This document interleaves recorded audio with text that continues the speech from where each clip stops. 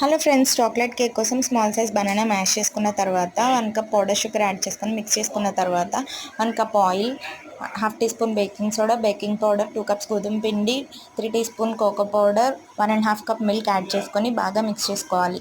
Ready అయిన బ్యాటర్ని ఒక గిన్నెకి ఆయిల్ గ్రీస్ చేసుకొని అందులోకి బ్యాటర్ని ట్రాన్స్ఫర్ చేసుకొని ప్రీహీట్ చేసుకున్న గిన్నెలో పెట్టి బేక్ చేసుకోవాలి. చాక్లెట్ క్రీమ్ కోసం టేబుల్ స్పూన్ ఆయిల్లో 3 teaspoons cocoa powder, 2 teaspoons sugar, half cup milk add చేసుకొని ఈ విధంగా క్రీమీ టెక్స్చర్ వచ్చిన తర్వాత మరీ థిక్ అయిపోకూడదు. చల్లారిన తర్వాత దగ్గర పడిపోతుంది. తీసుకున్న కేక్ని 2 హాఫ్స్ చేసుకొని ఒక హాఫ్ మీద ఈ విధంగా కేక్ క్రీమ్ అప్లై చేసుకున్న తర్వాత ఇంకొక హాఫ్ పైన పెట్టేసుకొని దాని మీద కూడా చాక్లెట్ క్రీమ్ అప్లై చేసుకొని డైరీ మిల్క్ చాక్లెట్ని ఈ విధంగా గ్రేట్ చేసుకొని కేక్ని డెకరేట్ చేసుకున్నాను.